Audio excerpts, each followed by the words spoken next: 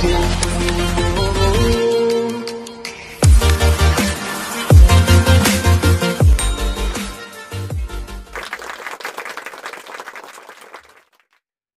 siang, kembali lagi bersama saya Agung Surya Gumula dalam acara Beyond Education Podcast. Podcast yang selalu ada di YouTube channel. Setiap 2 hari sekali kita pasti akan upload di YouTube channel. Dan jangan lupa kalau misalnya tidak ingin ketinggalan informasinya, nyalakan notification-nya. Nanti ada tuh notification-nya ketika buka YouTube tuh langsung ada 2 hari sekali pasti video-video terbaru yang kami luncurkan atau kami launching. Dan mudah-mudahan bisa bermanfaat untuk teman-teman semua yang di rumah menjalani kehidupan atau misalnya menyelesaikan problem atau misalnya jadi sebuah referensi terkait parenting, motivating, coaching, dan juga ada juga tentang pendidikan juga. Dan kebanyakan sih akhir-akhir ini kita memang sedang banyak yang namanya sesi Q&A gitu, sesi pertanyaan. Mirip-mirip pertanyaan online tapi dibahas menggunakan satu video call. Jadi kalau misalnya silakan kalau ada yang mau bertanya terkait tentang materi atau terkait tentang video-video sebelumnya, banyak sih viewers yang bertanya tentang video-video sebelumnya, silahkan langsung saja di deskripsi sudah ada, itu tinggal diklik, linknya ada email juga, ada WhatsApp juga, Telegram juga, dan ada juga link untuk melihat-lihat artikel kami. Jadi Beyond Education Podcast itu selain meluncurkan YouTube channel, ada juga artikel di Blogspot seperti itu. Jadi bisa baca-baca tiap hari. Kalau misalnya nggak ada bacaan yang jelas, ya bisa baca lah artikel kita yang sudah launching. Dan kalau misalnya teman-teman semua yang merasa menjadi orang yang sibuk atau misalnya Anda sok sibuk, langsung saja, misalnya nggak sempet lah untuk buka laptop atau liatin gitu, nggak sempet gitu. Sempatnya itu adalah hanya mendengarkan suara saja. Kita juga tersedia di radio online seperti Spotify, ada juga Apple Podcast, Google Podcast, terus Overcast, ada juga RCTI Plus. Silahkan langsung dicek di sana dengan kata kunci Beyond Education Podcast, pasti Anda mendapatkan suara saya di sana. Dan jangan lupa di like juga kalau misalnya sudah like and share juga nggak apa-apa. Kalau sudah bisa mendengarkan Spotify dirasa bermanfaat, itu bisa sambil jalan-jalan, bisa sambil masak gitu kan, jadi tidak harus melihat YouTube channelnya, nggak jadi masalah. Dan biasanya kalau di Spotify dan lain-lainnya, teman-teman harus login dulu, harus membuat akun baru kalau misalnya belum punya akun di channel atau misalnya bukan channel di medsos. Ya, terima kasih. Dan pada siang hari ini kita akan bersama Pak Doni. Halo teman-teman semuanya, gimana Gong? Sekarang udah video ke 180-an Pak. Wih, udah lumayan, udah setahun ya. Iya, lebih ya. Setahun ntar kita komponan ya Pak ya. Misalnya udah ada setahun ya 2. Dirayakan gitu ya. Dan boleh kita undang-undang viewers ini. Iya nih, kapan nih viewers datang ya? Iya nih, kalau misalnya kemarin sempat kita mau ingin kopdar Pak ya. Iya. Sempat, tapi karena ada PPKM dan kawan-kawan, masih belum sempat ya waktunya ya. Iya, kita terus bermanfaat saja Pak. Iya, penting itu. Terus bermanfaat. Siap. Sekarang ada pertanyaan lagi nih Pak. Apa nih pertanyaannya? Isi pertanyaan yang masuk di email pada hari Selasa kemarin. Selasa kemarin. Iya, yang sih Selasa. Itu dari Bapak Arinal Hidayanto. Oke. Bapak Arinal Hidayanto ini sepertinya menanyakan tentang sudah menonton podcastnya sebelumnya, mungkin ada yang membahas tentang homeschooling. Oke, homeschoolingnya. Iya, jadi fokus pada 3 pertanyaan. Bapak Arina, saya rangkum. Yang pertama, ada kapan orang tua harus memutuskan homeschooling untuk anaknya? Pertanyaan selanjutnya, apakah anak saya harus homeschooling? Ini pertanyaan yang ambigu juga ya. Saya nggak tahu anak bapak seperti apa.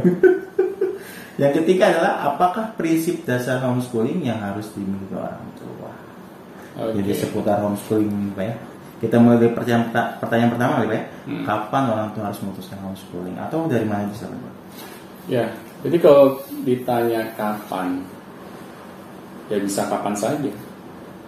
Asalkan orang tua sudah memutuskan bahwa homeschooling ini adalah pendidikan yang terbaik untuk anak-anaknya. Tapi kebanyakan orang tua sih persepsinya beda-beda kali Pak ya tentang homeschooling. Pasti akan berbeda-beda. Iya, bagaimana tuh Pak? Karena sebenarnya ada cara pandang yang beragam di masyarakat mengenai kata homeschooling. Mereka berpikir bahwa homeschooling ini adalah anak belajar di rumah masing-masing.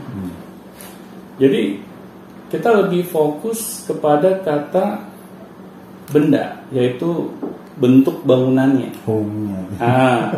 Padahal di dalam bahasa Inggris yang disebut rumah dalam arti kata bentuk bangunannya bukan home, tetapi house schooling. Nah, kalau di dalam cara pandang kita menganggap bahwa anak-anak itu kalau mereka menginginkan homeschooling, mereka harus belajar di rumah masing-masing.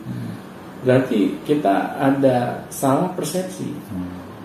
Iya, betul.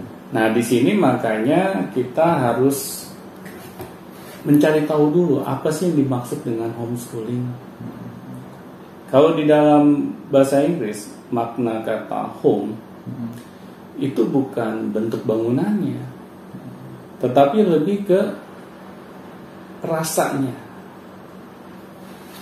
Tempat di mana kita merasa nyaman, tempat di mana kita merasa aman, tempat di mana kita merasa bahagia. Homey. Iya. Jadi bukan bentuk bangunannya. Nah, kalau kita menginginkan anak kita melakukan pendidikan secara homeschooling, pasti tujuannya ke arah sana. Ya, apakah anak ketika belajar ini mereka sudah merasa nyaman? Apakah mereka sudah merasa aman? Apakah mereka sudah merasa bahagia? Kalau belum, berarti anak kita belum melakukan homeschooling yang sebenarnya. Mungkin baru homeschooling di rumah masing-masing. Dan ini yang paling menakutkan buat anak-anak. Apalagi sekarang daring ya, Pak? Iya, apalagi daring. Digerecotin mulu sama orang tua. Benar. Apalagi yang tadi Agung bilang ya, digerecotin orang tua karena orang tua tidak memiliki skill menjadi pendidik. Jadi masalah yang dihadapi anak jadi double gitu. Nah, di sini kan kita harus coba berpikir bahwa ketika saya memutuskan anak-anak saya homeschooling, kita sebagai orang tua ini harus menciptakan lingkungan yang ramah terhadap anak. Jadi jangan sampai anak homeschooling malah anak semakin tertekan hidupnya gitu. Karena orang tuanya menjadi satpam bagi mereka selama 24 jam di rumah. Nah, ini anak-anak akan teriak suatu saat nanti gitu. Ya, terbukti kan dengan keadaan seperti saat ini ya. Anak-anak harus belajar di rumah masing-masing, mereka merasa menderita. Karena apa? Karena orang tua memaksakan dirinya untuk menjadi seorang pendidik. Bukan saya melarang orang tua untuk menjadi seorang pendidik ya. Kita harus berbagi porsi loh. Apakah kita sebagai orang tua ketika mengajarkan anak-anaknya gitu, pendidikan akademis mereka, apakah kita paham? Apakah kita mengerti cara mengajarkannya? Misalnya anak-anak kita ini sedang belajar pelajaran matematika. Apakah kita sebagai orang tua paham cara mendeliver pelajaran matematika ini agar anak-anak kita bisa paham? Malah anak-anak kita malah lebih tersiksa lagi.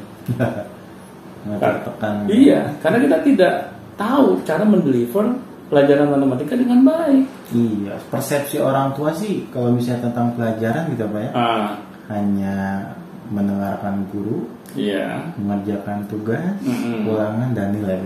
Nah itu saja gitu. Dan mungkin orang tua memakai cara lama ketika mereka dulu sekolah.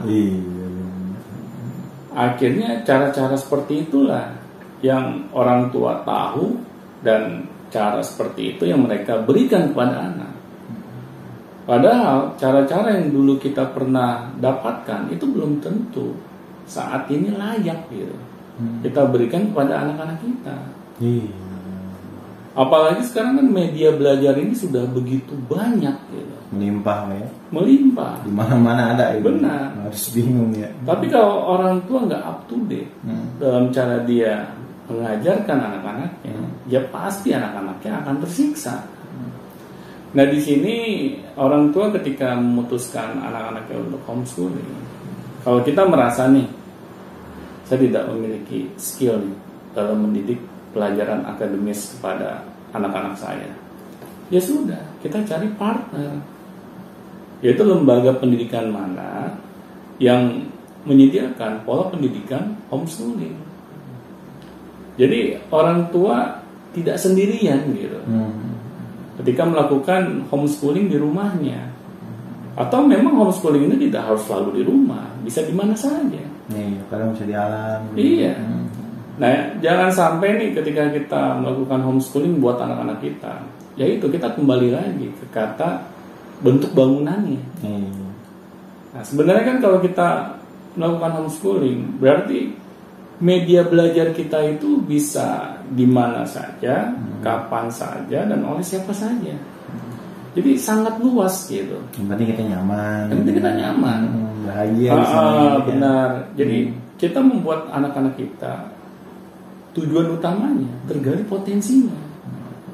Jadi buat apa gitu anak-anak nih mengenyam pendidikan di sekolah dari tingkat SD, SMP, SMA, ujung-ujungnya potensinya tidak tergali.